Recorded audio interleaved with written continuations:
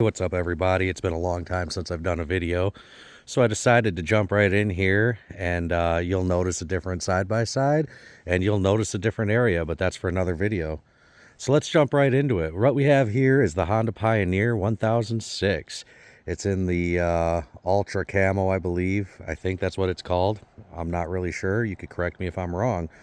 But anyway, what makes this one different from the rest of the Honda Pioneer lineup is that you're looking at 6 seats.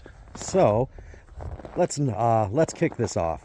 The front seats are fairly the same as the 1005, with the exception of a huge amount of under-seat storage and open center, allowing for easy access to the storage areas, which you'll be able to see right in here. You've got a whole massive amount of that.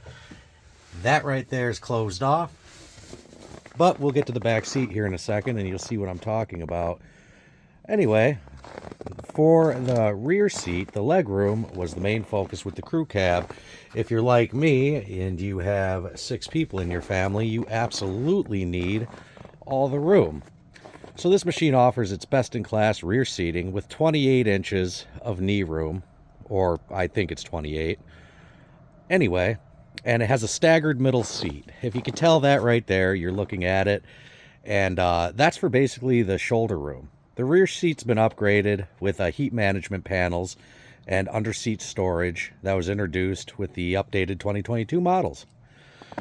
Another thing you're going to notice when you're driving the Honda Pioneer 1006 is that the steering's been improved by 50-60%.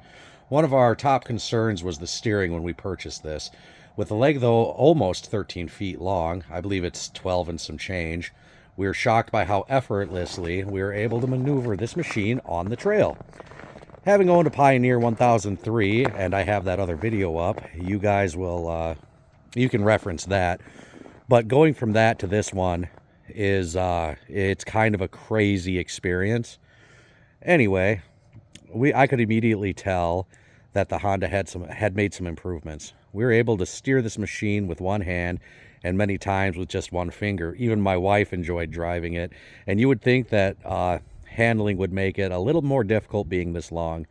Even if you throw it in diff lock, which we've only done a couple of times, make sharp corners, you could feel it a little bit, but you barely notice it, I guess, as it's pulling. The crew model has the new EPS system featuring 50% more torque assist over the previous models. It's paired with an upgraded steering rack and new tie rods. I believe they're beefier for this model. The crew cab here turned effortlessly through everywhere that we've had to go on our property. And we've moved to 80 acres and started to do a homestead, but that's for a different video. Initially, when we first bought it, we were having a little bit of second thoughts when we first got it because we were concerned about the steering radius. We were hoping that it wasn't going to cause too many issues, but I was surprised to find out that it's not really that bad. It turns better than most of the other ones that I've test drove. While it does turn wider, which makes it more difficult for narrow trails, it's not that terrible. Anyway, we'll jump right into what makes Honda, obviously a top contender, is you're taking into account that you have the dual clutch transmission. And like I said in my other video, it's something to get used to. When it first starts shifting, you think the thing's going to break, but it doesn't. It slowly wears in, and then you don't really have any issues. But anyone who's driven the 1005, 1003, a Talon, or anything like that, you'll notice the thump. You will absolutely notice that. And at first, like I said, it'll freak you out a little bit. But, you get used to it. Another thing you're going to notice, there's programming improvements, which were noticeable right out of the gate. So where you used to have a sport mode up on the dash here, you no longer have that. You have, hold on, let me get a better angle for you guys. It was replaced with the tow haul mode. So the tow haul mode, obviously, it helps with the towing capacity of 2,500 pounds, which you absolutely need if you own a farm, a ranch, if you're a contractor hauling equipment to a job site. But that's not the only thing that's awesome about this. this has also received an improved frame strength. Starting in 2022, Honda improved the frame to eliminate any weak spots, and the Crew, which is this one, takes it up a notch. It helps in a dozen critical locations to help prevent bending and flexing. The frame is a complete one-piece unit, and the roll bar thickness was increased for safety and bending resistance. Other improvements that were made was, I believe these included a larger cooling fan, updated tie rods, and they refined the DCT shifting.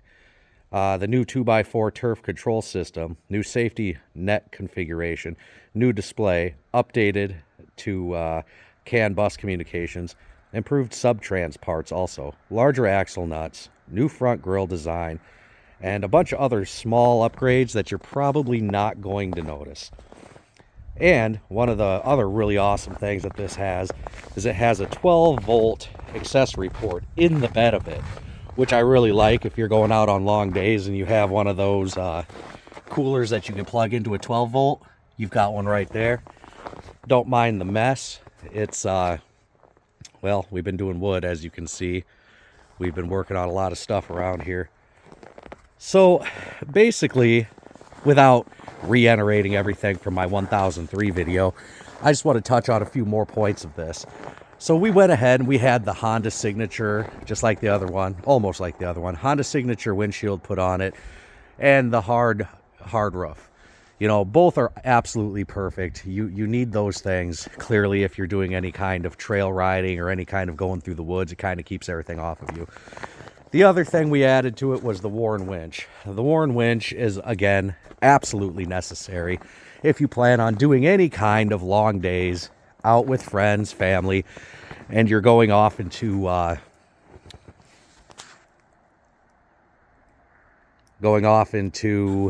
any kind of wilderness. Sorry about the pause there. I forgot to put my phone on Do Not Disturb and someone tried calling. But anyway, you've got the dump bed option on this. And my final thoughts, as far as I'm concerned, is it's just too big for what we are trying to do. You know, we need to get through some tight trails out here. We need to be able to access different parts of our swamp. So I don't know how long I'm personally going to keep this. We could keep it another 6 months. We could keep it, you know, a year. I doubt it, though. I think that we're going to go back to the 1003 because the versatility of that one was just outstanding. Anyway, I really appreciate your guys' time. If you made it to the end of the video, don't forget to like and subscribe. And I will talk to you guys again soon.